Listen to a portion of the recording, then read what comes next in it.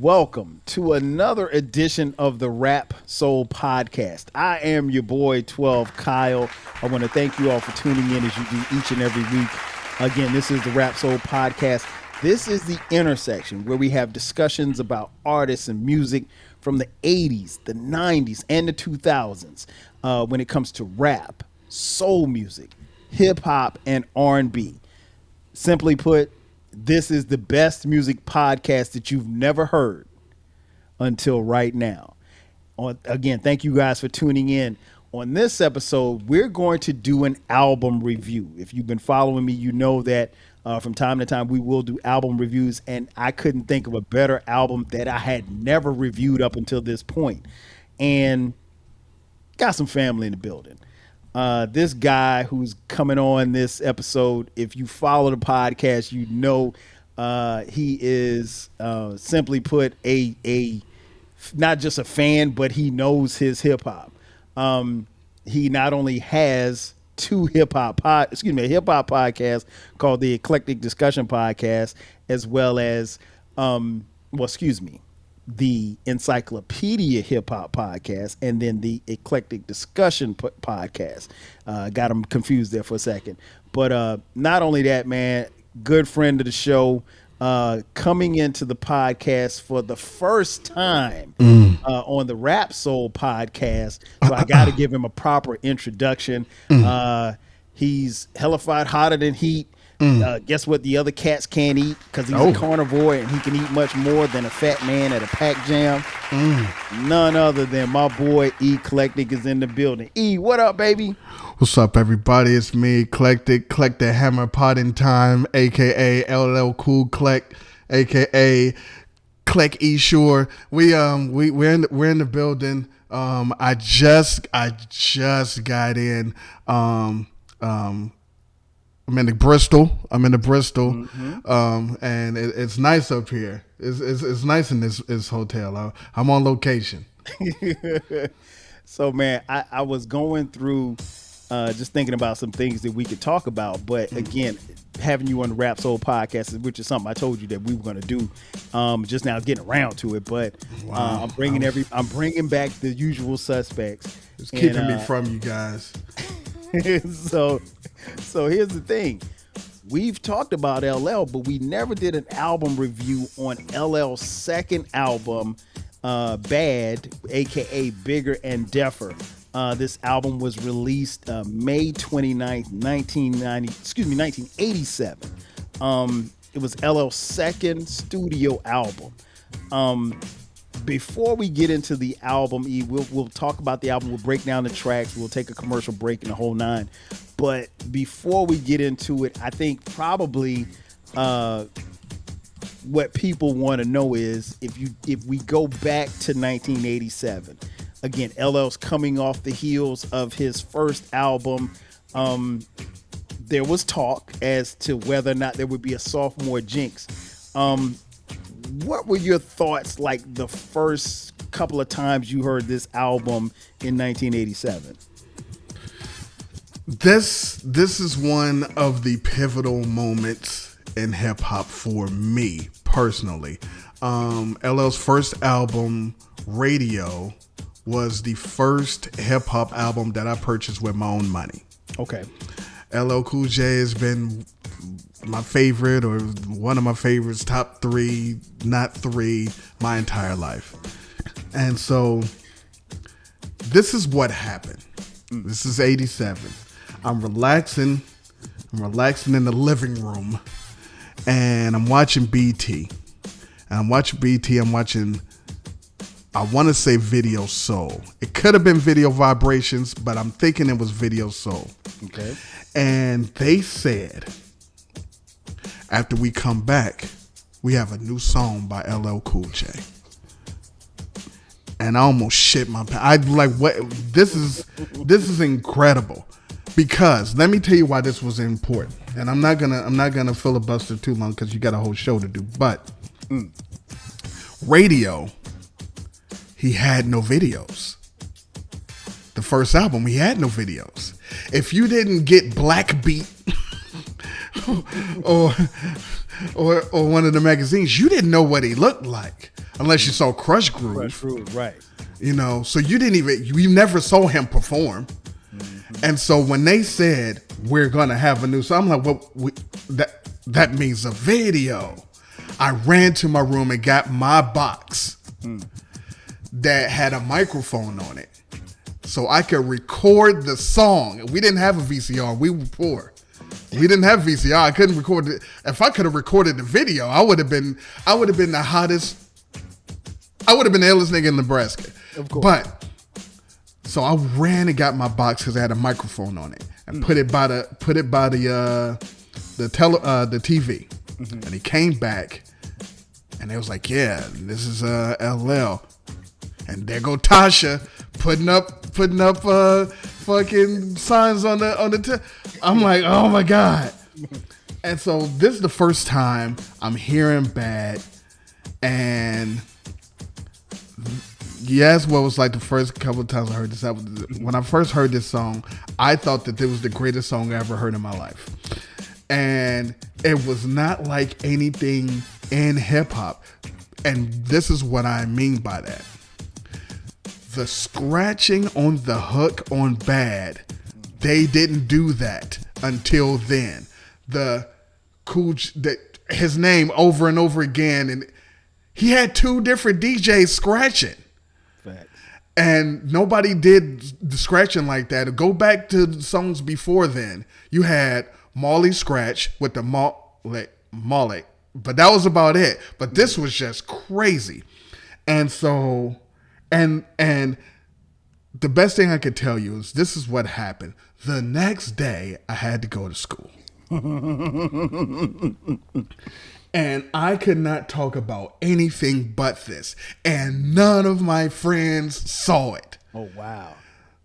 I was like, yo, it was like, what? I was like, it was called Bad, and he had Cut Creator and Kamikaze. They're like, what's a Kamikaze? I'm like, I don't know. I said, did Tasha, and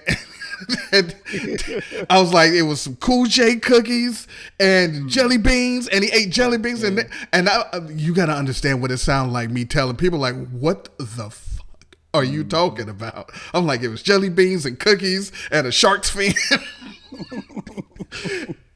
And I was like, and I recorded it, but because it was a radio with a mic, it picks up everything that's going on. So if, I don't know, your mother comes in and tell you to take out the trash, it's Cool J, take out the trash. I'm like, oh shit. So I can't jam. I can't play it for nobody. And so, but anyway, I say all that to say, huge song. When I heard the album was crazy. The only thing about the album was because of the 9th track on that album, people didn't realize how dope it was because everybody played I Need Love. People played I Need Love like the Kendrick song. Probably more. Yeah, I mean, because it was on the radio, all the urban stations, all the pop stations on the radio. It wasn't just, hey, we're playing our tape. It was, you're going somewhere and it's on. And this was before you even did a video for it. It was crazy. Yeah, man, I agree 1,000%. This one was, I don't even remember watching the video. I remember that being a discussion, like you said, once we got to school.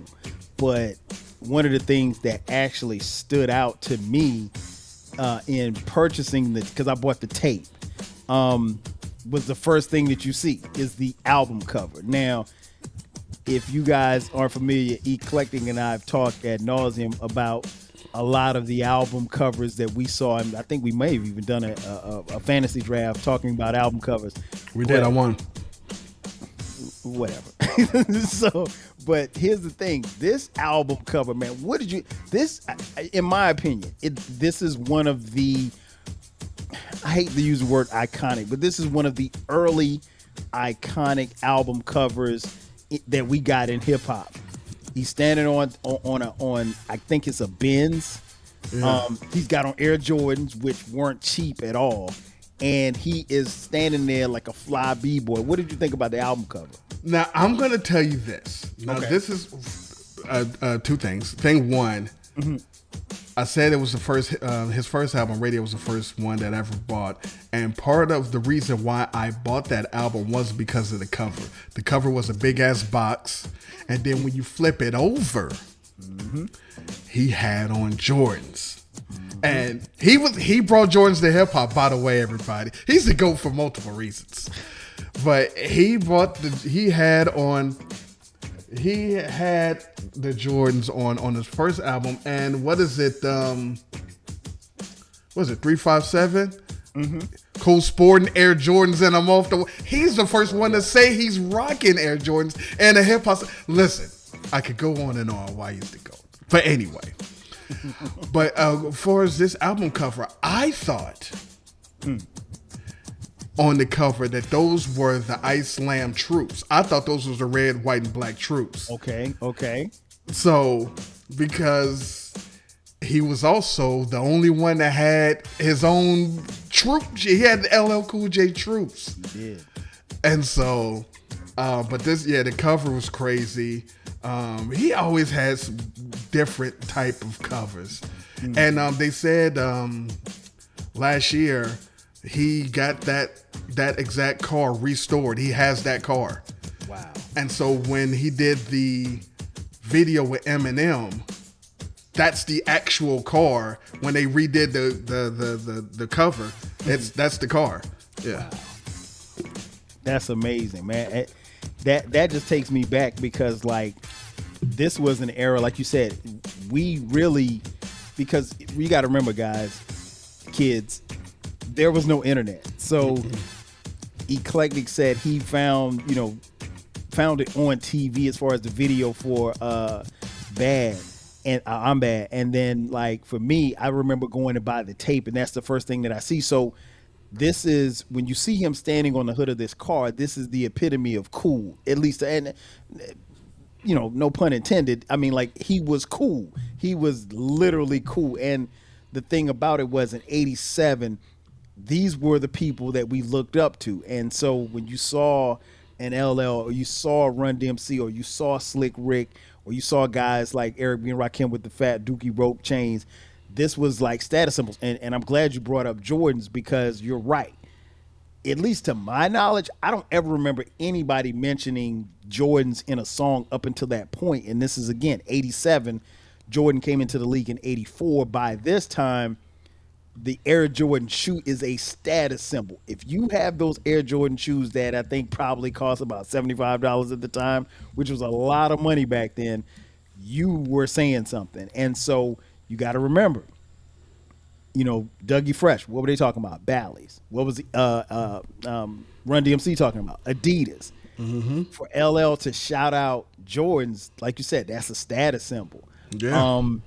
And so he goes from his first album, and I'm glad you made the point about, not having a video. So if you didn't see him in Crush Groove, you don't know, you've heard these songs, but you don't know what he looks like.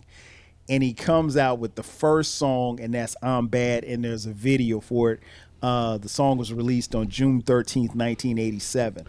And real quick. No, go ahead. And this is not a flex, but LL actually told me on Twitter, we talked on Twitter, that the reason why he didn't have a video for Radio on the Radio album is because they were going to do it, but he overslept. And he overslept, and Russell Simmons got mad at him and said, all right, fuck it then. You're not going to do a video. and he didn't have a video. So that's really why. So, and this is true, because I did see that tweet. I did. Yeah. You shared it with me. I did see that tweet. So no, there's not. You ain't flexing on everybody like that. And the only thing that I can think of before, he rocked the Jordans on Radio, which came out in 84. After that, the only really mention of Jordan was they mentioned Jordan on Basketball by Curtis Blow. They said that he had all those points and he was cool. And Scorpio had that song Go Michael Air Jordan. And I remember that. yeah, Scorpio, that came out in '86. Okay. And the only reason why I remember why, I mean, I had it. I still have the song, but it was a 12 inch, and on the other side, back in the day when you did a 12 inch, you used to have a dub version of the song or an instrumental. Facts. And the instrumental on the B side was called Basket Beats. And that's only, I just remember that. It was, so anyway. Only you, man. Yeah, but go ahead. Only the encyclopedia hip hop will remember that. I tell you what, man, let's take a commercial break. And on the other side of the break, we will break down the songs from this album. I'm going to pick E's brain. And before we get off the podcast, E is going to score this album. He's going to tell us how many mics he give it in 2025 at the time of this recording. So sit tight.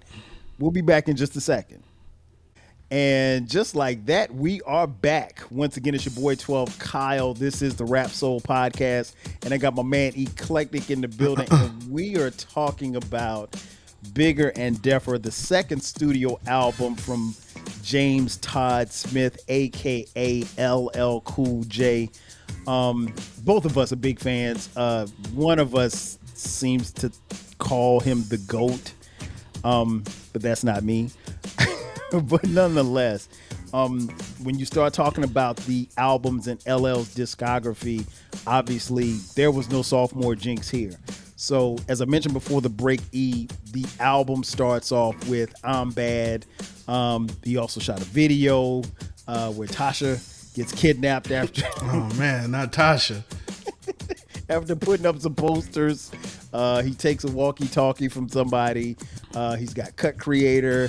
He's got people. He's got girls dancing. It's a lot going on in the video. And I mentioned this on one episode before. I did not know that he said motherfucker in the song for a long time, because when the car go by, the car right, the car spins off. So talk to me, man. What did you think about Bad? I'm Bad. Again, when it came out, I thought it was the greatest song ever. The SWAT sample, the Courageous Cat cartoon, it's ridiculous. The scratching, and then the video. I don't want to keep harping on the video, but the video, it was the first time you actually saw him get busy. And again, all right, listen. The song, he says, all right, in the 80s, the WAP was the pop. I think it's the greatest hip hop dance ever. It is. And because you can still do it right now. Everything WAP. Don't stop WAP until you break your arm. But just when you listen to the song, he said, I'll make you say go LL and do the WAP. It's funny to me. He said, I'm so dope. I'm gonna make you yell go LL and WAP it out. And WAP it out. I was like saying, nigga, I'll make you fucking scream my name and dance. Pretty much. And I mean, he had so many things that was air quote iconic.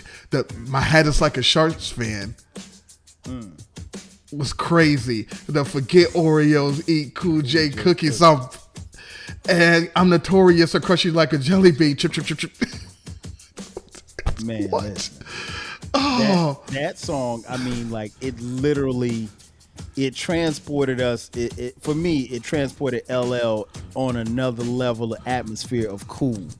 And it was, I don't know about where you were in Ohio, man, but I just know my hometown of Florence, South Carolina. That became the #1 requested song on the radio every single day. Every day. People wanted to hear I'm Bad.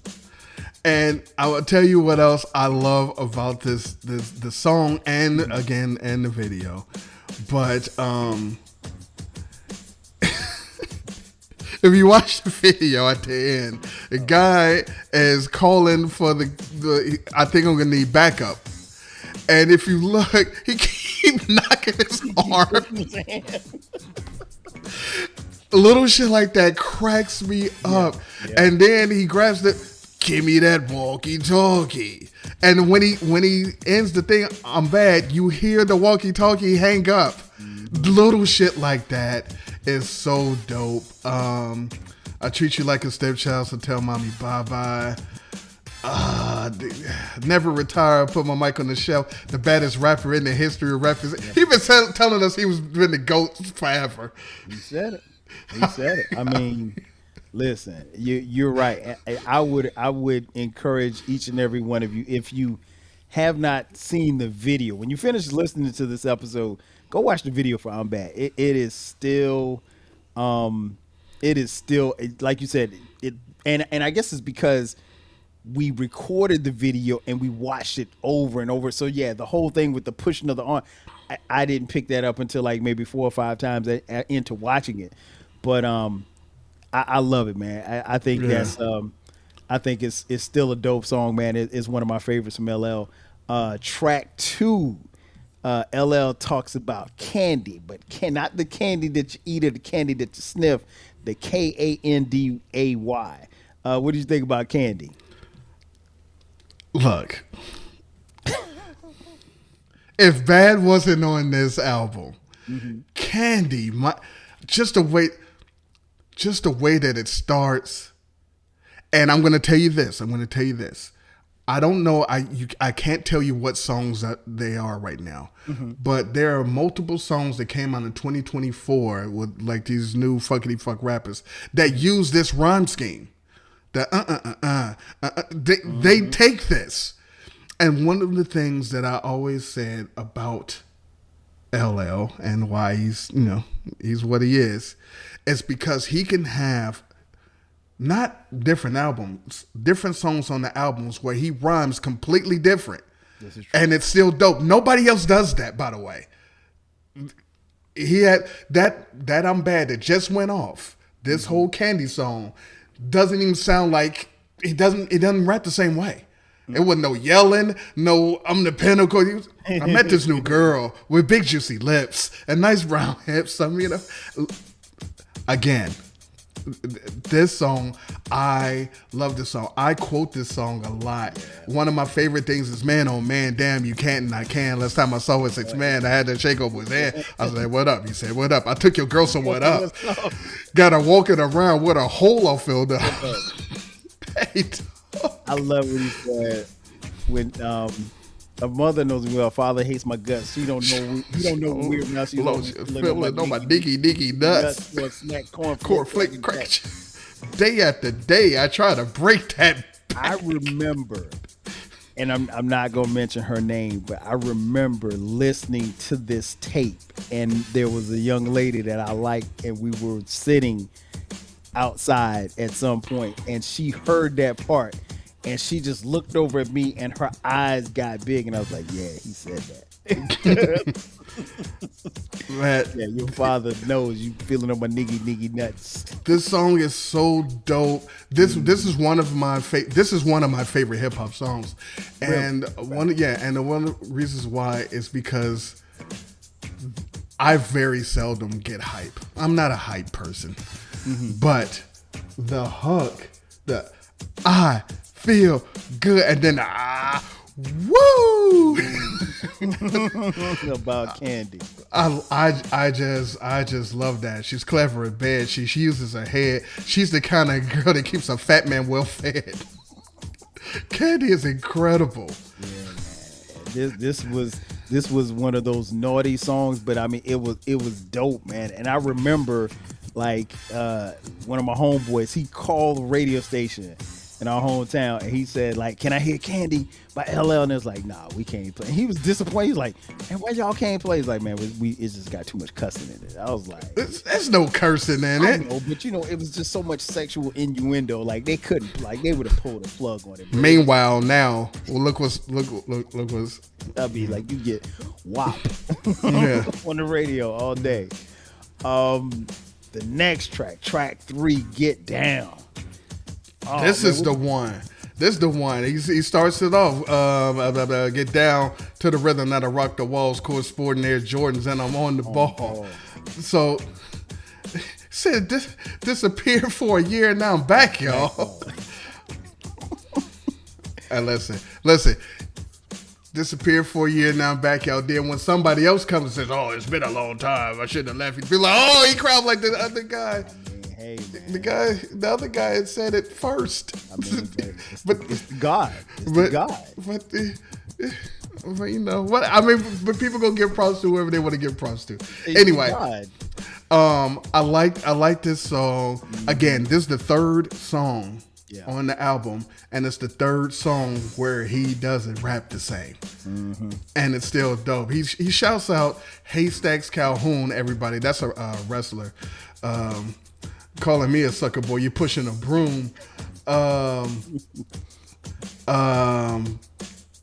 Also says Pastor J in this. They smoke.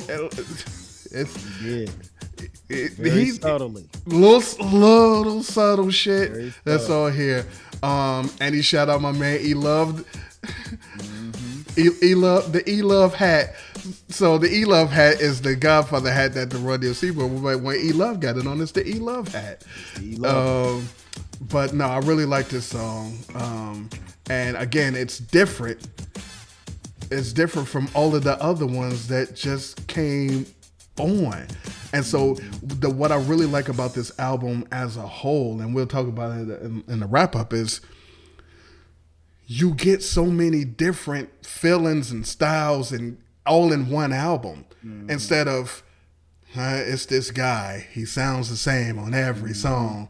It could be just one long song. Right. And all the themes are the same. They're talking about shooting. They're talking about the drugs. They're talking about women. This is LL Cool J. He didn't talk about women on every. He might say something about them on every song, but there's only like 2 women songs on here, and the 2 women songs are completely different. Totally different. So I really enjoy this joint. Yeah, man, get down.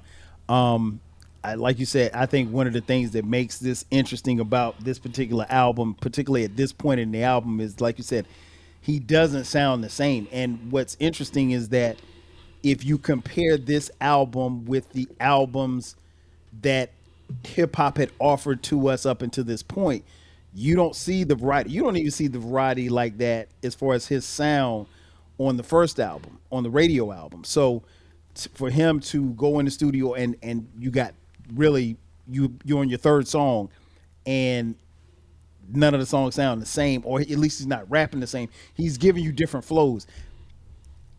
In today in 2025, that's commonplace. Like, so that it's something that's the norm. But the thing that we're trying to kind of convey to you guys is like, this was really, really different to do this in 1987 because everybody didn't sound like this, and everybody didn't have different styles and stuff like that.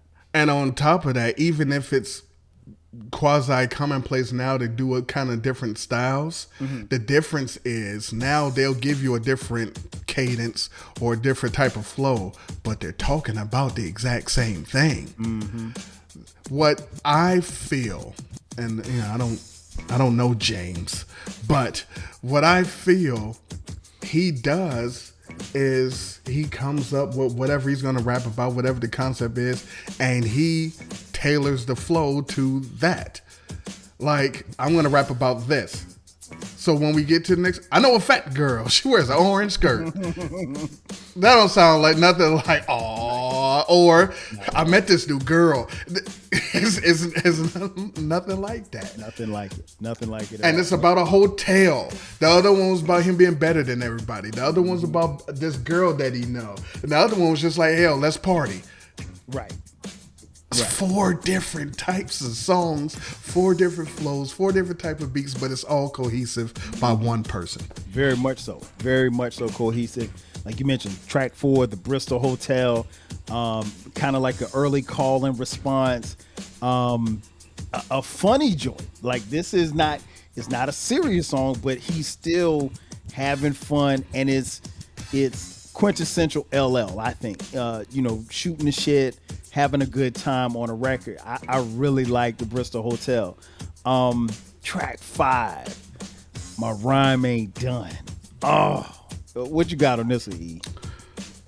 Again, not like the 4 predecessors. Not to mention the fat girl in the orange skirt took food stamps, which is crazy. I mean, hey, she needed it. Marame Dunn, it's because the different kind of themes. The president woke it, he called the Pope. The Pope climbed to heaven on a golden rope. He asked the Lord to raise Michelangelo from the dead so he can make a fresh painting of my head. So he's doing stories, and the cool thing about it is at the end of the verse, he's like, "Yo, that story is over, but my rhyme ain't done." Rhyme ain't done. And then he starts another joint. So he's talking about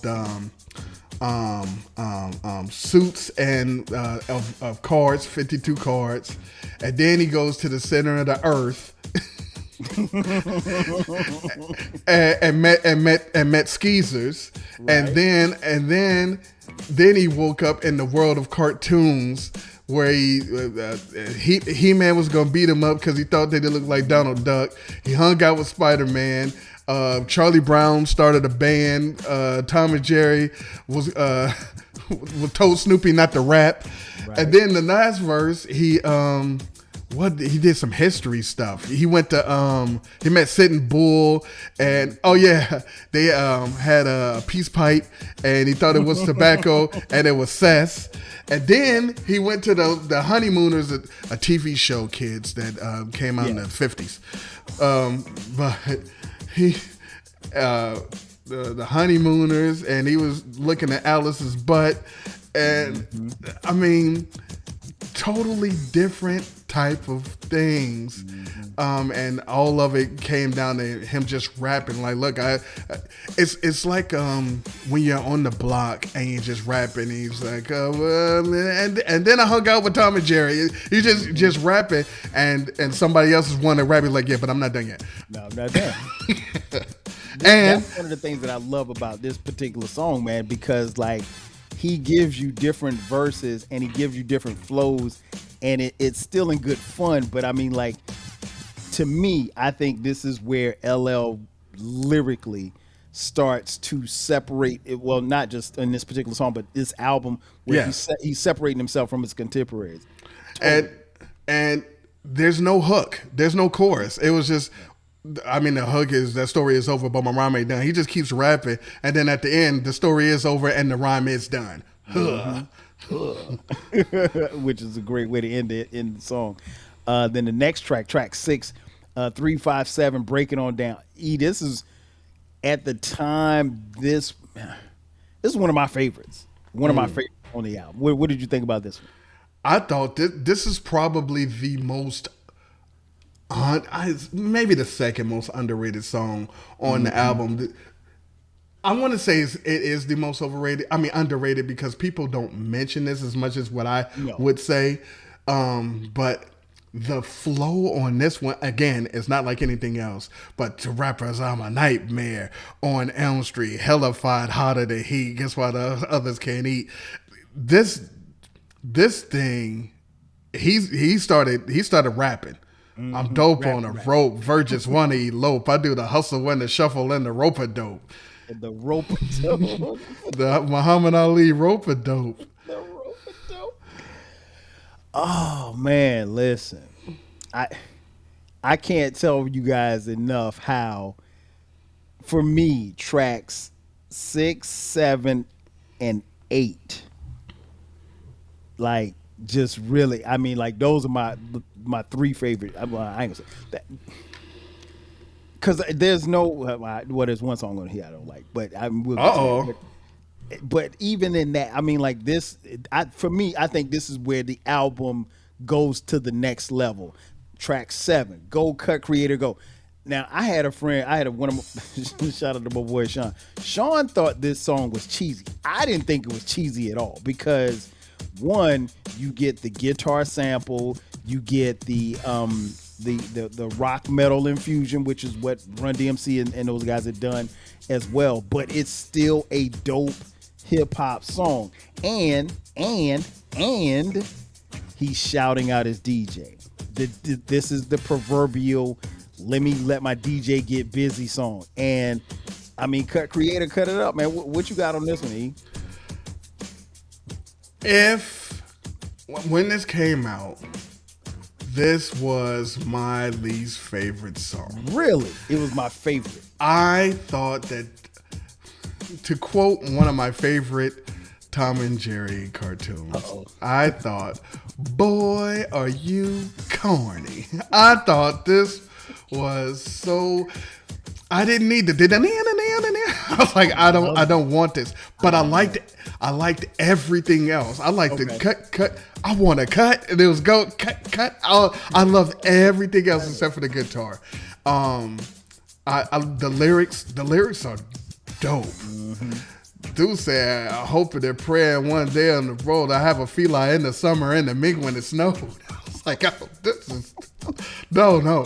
I liked but if I had to pick a song, it was, I'm like, man, don't have that guitar, because this is, even though the whole album is full of different various all of this is definitely different than the first songs. Yes. But this is the one song that I feel did not fit the theme of the entire album. Fair. And so, but I still listen to it and still be like, yeah, go. There you go. So like I can't be like, nah, that's a skip. I'm like, nah. See, you said all of that to say I'm still gonna play it. But I thought it was corn, beef, hash. Like, so my boy Sean swore up and down, like he's like, man, I ain't really feeling that, man. You like it. I was like, I think it's dope. I love the guitar. I love the Goldcutt. I love the scratching. I like the fact that he gave Cut Creator a space for 3 minutes and 57 seconds to get busy. And I was cool with that. Track 8, the aforementioned, the breakthrough. I love this joint, man. What you got on the breakthrough? Now, this is what I was going to say is the most underrated song, because this song is unquestionably great. Yes. This is straight bars, rapping with a message, no break, no breath, no hook. This is his Microphone Fiend before Microphone Fiend came out, by the way. I like that. But don't you know you're just a worker and your boss is my man? Awesome, LL man. this, LL's that. As soon as I walk in the place, I want to take my gun and shoot you in your no, this song, I love this. This is the second song I think I learned word for word. You had to. Yeah, this song. Okay. Real quick sidebar. Go ahead. When you learn the song word for word, how did you learn it? Did you learn it from playing the song over and over again? Did you write the lyrics down, or did you take it bar for bar, like learning it like that? No, my boy he was the one that would write it down. Yeah, I never, because I didn't want extra work. I was bad enough I had to write shit at school. I'm not doing that.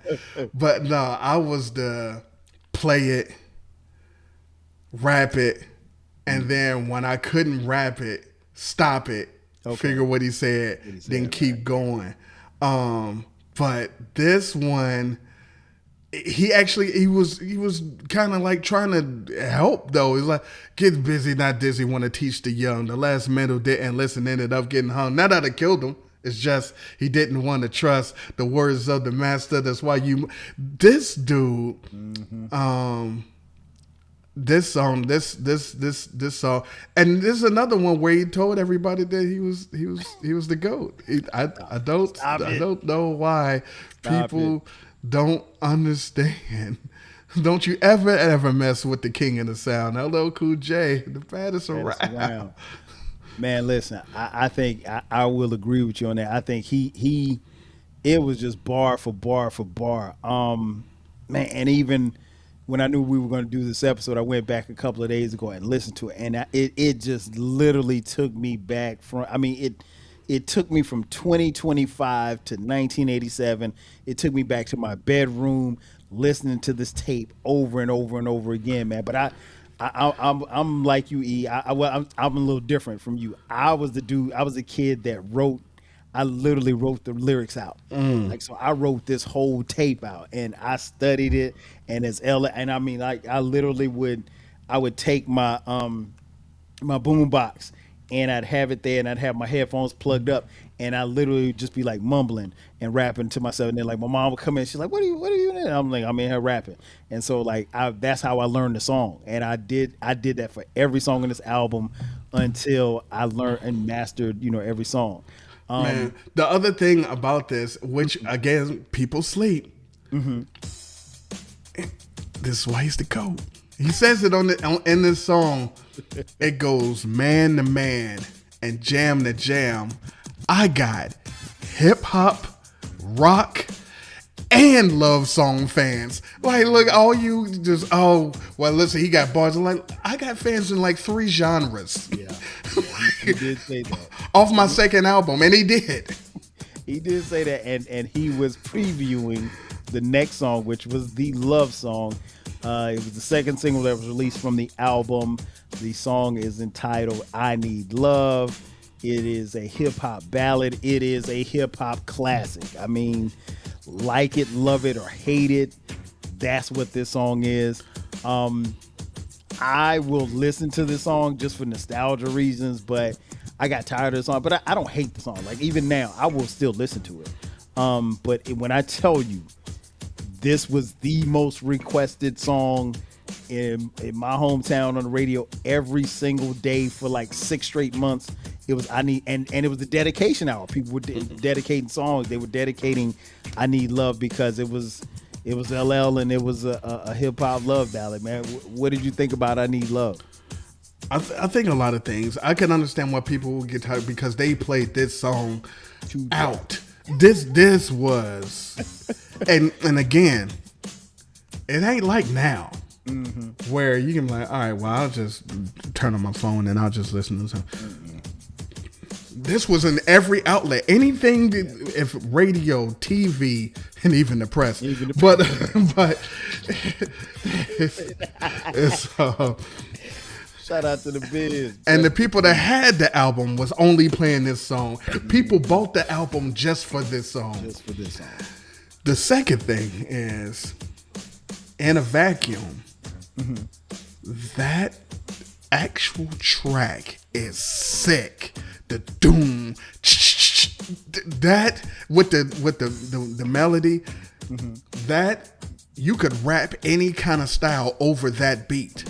And it would be, that track is crazy. That is a Paul Revere style super dope track.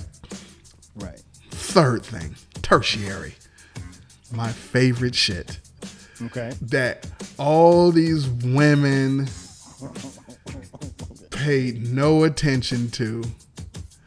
They were, he's so, and people listen to it. I was the only one laughing my ass off at this song because of what he said in the beginning. This went over everybody's head. Huh? Playing with hearts, not saying no names? No. Close. Okay. Right around here. This went over everybody's head. This man said, playing make-believe, pretending that I'm true, holding in my laugh as I say that I love you. I howled. I was like, that went over everybody's head. He said, holding in my laugh as I say that Right. I was like, he is an asshole. And everybody's like, oh.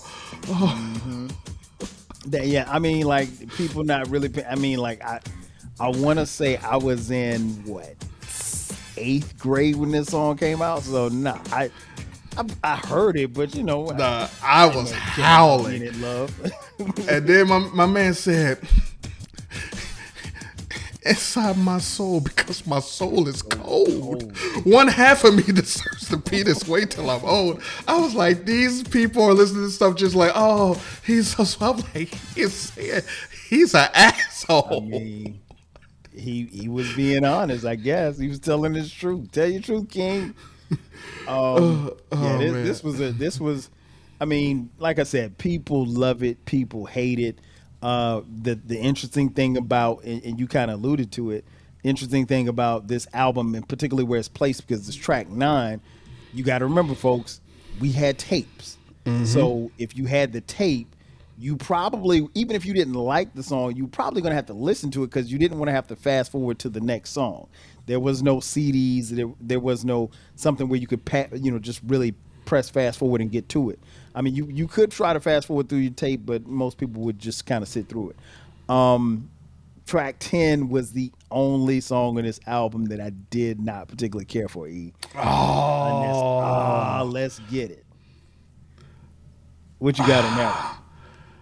On the ladies love legend and leather, long and lean, and I don't wear pleather. Last of the red hot loving MCs, looking for a little. That's what. Nah, the only thing, there's only one part in this song that you can't. Listen, this was '87. Right. He had a theme. He was using all of the L's. He was giving us all of the L's, and it's just one thing he said in here that I even like when I'm rewrapping the song, like, oh. So in the song, he say, "I'm loose with the ladies, loud like a ref. When I die, there will be no lovers left." And then the next word he said, "I'm the little girl like her." Yeah, you know what? I didn't catch that for like a couple of days. Like, I get what he was doing. He was using the L's and himself. You can't say little girl like you can't. They'll get you out of the paint for that shit. Ass puff. Well, yeah. But it's like, I get what he's doing. He's like, L after L ever since the intro. I've been giving you all of the L's. And then when Kool Moe Dee tried to do it, they was like, oh, he got him. Like, he just copied what he did on the. I mean, same thing. I'm like, what? He didn't come up with anything. Right. But yeah, because he was like, because ladies know my bass is low, rocking L after L ever since the intro. Liberace couldn't rock it on the long-legged pro. 2 legs with not 4 like lousy. I don't eat Alpo. Don't eat Alpo. Come on. How do you not like Let's Get Ill? You know what? I think it's the hook. I really think it's the hook for me. Oh, nah. Let's Get Ill. It just never stuck with me, man. It just never. And even going back to it, I listened to it, but I was like, I see why I didn't like it. I love that song. Now the next song, man, is one of, man, listen, the Doo Wop. I love the Doo Wop, man. That when I tell you, like, one of the things, and we talked about it a little earlier, but I want to hammer home the point, like, there's so many different flows and there's so many different beats and styles that is on this album. People weren't mixing things up like this. I mean, even, and I'm not going to compare LL to Run DMC, but if you listen to Run DMC's second album, each song, while they're rapping about different, they're not changing a whole bunch of styles anyway. Like, it's pretty much, you got a template and they stick to the template. And there's no diss on Run DMC because Curtis Blow did the same thing. A lot of people at that time were doing the same thing. So for LL to come and on his second album really test this, which we really didn't hear a lot, I think says a lot about LL and the people that he worked with. But I love the Doo Wop. I mean, like, that was one of my favorite. I think it's the perfect way to close the last full song of the album. What you got on the Doo Wop? Here's the thing. I think. All right. Okay. So on the Encyclopedia Hip Hop podcast, I'm counting down the top 50, whatever, story rhymes. This came in at, I want to say, 3 or 4. Yeah, something like that. Yeah. I wanted to put it higher, but I couldn't because of what else is on the list. Yes. I think that this is one of the greatest story rhymes in hip hop history. I think it is the second most complete hip hop stories ever made. I think this is probably the second best song on this album. Okay. I cannot say more good things about this song. He wakes up, goes through his whole day, and spoiler alert, it never happened. Never happened. I mean, when you gonna let me taste your tongue? That got me. no. What got me that I still laugh at now. Ladies and gentlemen, he is talking about him waking up in the morning, getting ready for his day. This man said,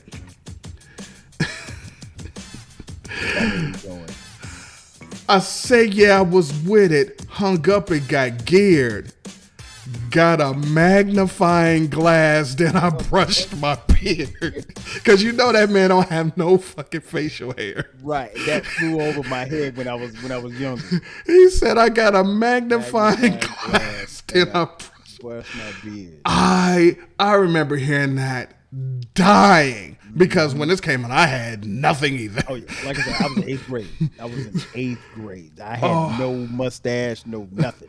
A magnifying glass. That joint, that and the illest pickup line that I heard. He said, "No need to rehearse."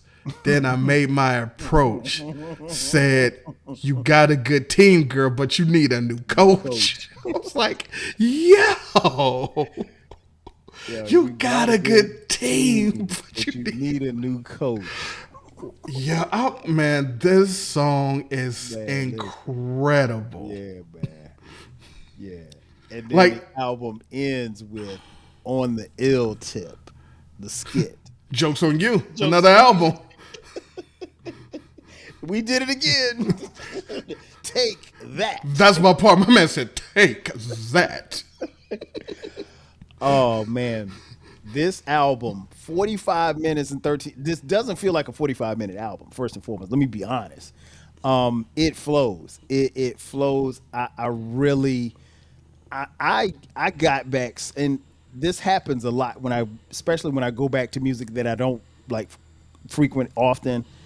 But man, this album, it felt good to go back and listen to this one, man. It just, like I said, it transported me back to my room and the boom box and just sitting there just listening, and my notebook, because again, this was one of the few albums I remember writing every single song, man. I had to have it. So yeah, this was in my the Spotify rap. I listened to this. This is one of the top albums I listened to last year. So it's not Spotify Wrapped. Yeah, this is wow. Yeah, I listen to this album often. So that's saying something. It was in my top 5 albums listened to in 2024. Now that's saying something.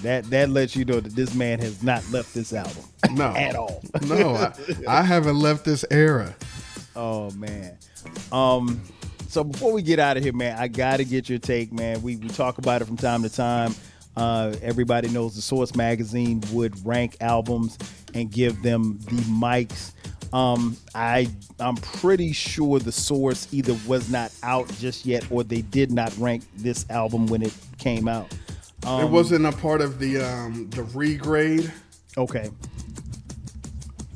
It may have been, but I think the regrades were so bad that I never really paid attention to them. Because I mean, the thing is, if you gave an album 4 mics when you originally scored it, and then you come back and say it's a 5 mic album, you're trying to sell magazines. Oh, how dare you, young man. So you know the Source is on some bullshit. I mean, Lil Kim got a 5 mic album. The Notorious K.I.M., the seminal hip-hop classic?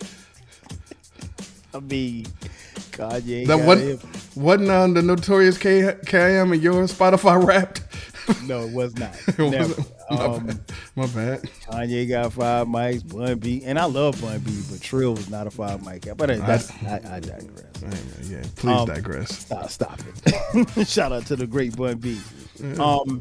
So how many mics do I rep on the daily? Yeah. That's coming. Pause. That is coming to a podcast near you. How many mics? That actually is a segue for a segment that I'm going to have. It's called How Many Mics.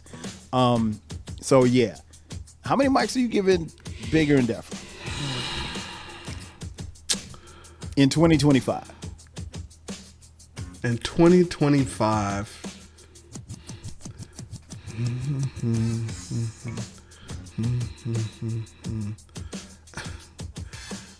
I am on the fence.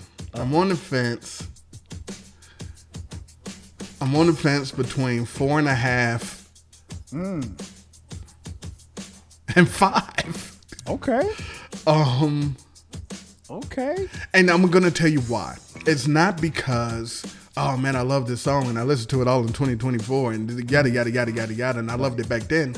It's because on the Rap Soul podcast, you can do an episode about an album that is what, 25, 30 years old, and have the people still talk about it with such enthusiasm. Facts. And look at it, how different it is and how dope it still is, and compare it to what is available. So when it's kind of, let's say, on par with what's available, Okay.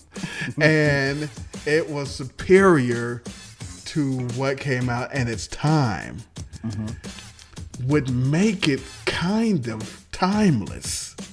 And if it's that, it might have to be a classic, and a classic is 5 mics. I put a post on X, and I asked, can a classic album have any skips?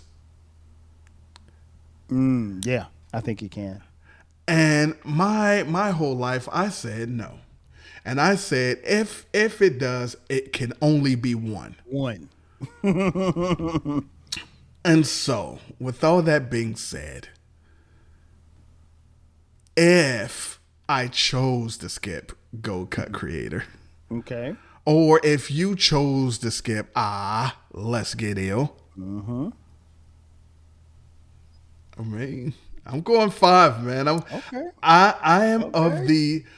of the opinion that James Todd Smith, LL Cool J, and the J is for Jeremy. If you know where that came from, you're a real one. Right. But I think he has 4 albums that could be considered classic and a possible. Okay. 4 and a P. If you ask me, he has 5, but I give haters their possible. Haters. Okay. So yeah, that's where I'm going. What do you say? 3? Because you like to be different. Nah. 3 mics, 2.5. Nah, this one is 4. I'm not gonna argue with anybody giving it a 4.5. I could move the needle to a 4.5, but I'm for today I'm gonna stay at 5. I'm gonna stay at 4. But this album, the thing about this one is that like the way that it makes me feel. And I always say this about music, and for the listeners, like, you can really appreciate music when you listen to it and it's dope and it's hitting and it's slamming or whatever the case may be. And you put it down and you don't touch it for a while. Now, E, you said it's on your Spotify for 2024. Yeah. So you obviously listened to it a lot last year. I did. And that probably affected my rating because But that's cool though. I still, when I can still listen to it and go back to it, it must be super dope to me. Exactly. And that's you just made my point. So for me to go back to it, even just leading up to this, man, it just really reminded me of how dope this album was. So even on a song like I Need Love, that like I said, got played ad nauseum, it's still a dope song and it's a classic. Let's Get Ill, again, if I had the tape, I'd listen to it. I wouldn't fast forward through it. I mean, like it is a really, really dope album. Maybe we should put a pin in, the the discussion of who has the most classics, because that's something that we could discuss. I would argue. I would argue. Yeah. And I would say that he has 3 classic songs on this album. Okay, I'm Bad, I Need Love, and what else? Either Okay. Candy or the Doo Wop. I think more people like Candy though. So when you say classic, you're talking about all time. Listen, as I said, there's current songs for current artists who weren't alive when this came out that is using that flow from that specific song. Right. I don't know what else. I don't know what else to say. You get no argument. I don't know that I would say. I mean, I Need Love is a classic, hands down. Yeah. And Bad is a classic. Bad is a top 5 hip hop song all time for me. For you, right? Okay, Yeah. okay, that's fair. Yeah, I mean, like I said, even in that's a discussion, and I recently had, actually, what episode was that? I did an episode on the Rap Soul podcast, and it was, I gotta go back and find it, but it was, and it wasn't LL's fault. It was Rock the Bells who picked the song, so I can't knock LL for what was that? That's what it was. It was I did an episode called The Greatest Hip Hop Beats of All Time. And what happened was that Rock the Bells, the station or the website, came up with like the top hip hop beats of all time. And it said like I'm Bad was one of the top hip hop beats of all time. Now you said classic song. I don't think that you're gonna say that it is one of the best beats of all time. I put in the top. I wouldn't hate someone saying it's top 25. Yeah, I wouldn't have it that high. But here's the thing, like, and you'd have to go back and for those of you listening who have not heard it, go and listen to that episode. I did that episode last year, or actually it was the end of December 30th. But yeah, it was just the list, and I felt like the list was really biased because they had 3 LL songs in the top hip hop beats of all time. And I'm like, nah, I don't think he's got 3 in the 3 of the all time beats, not the songs, the beats. Of how many? Top how many? I think it was 20. I want to say it was 20 hip hop beats. Top 20, probably not. Exactly. That was my point. And I think it was somebody trying to get some brownie points at the radio station. Nah,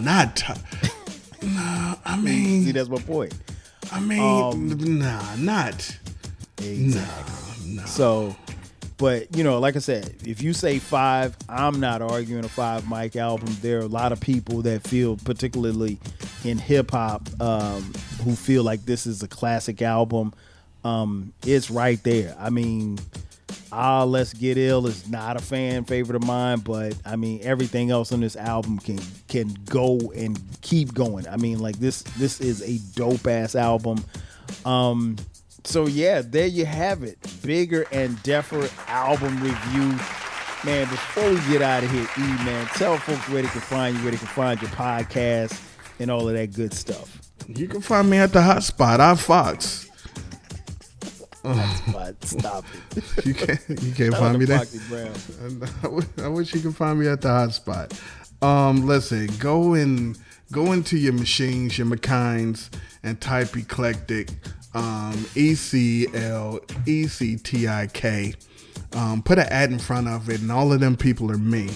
Eclectic Discussion Podcast, Encyclopedia Hip Hop Podcast. I'm on the Blue Sky. I'm on the all of the shits.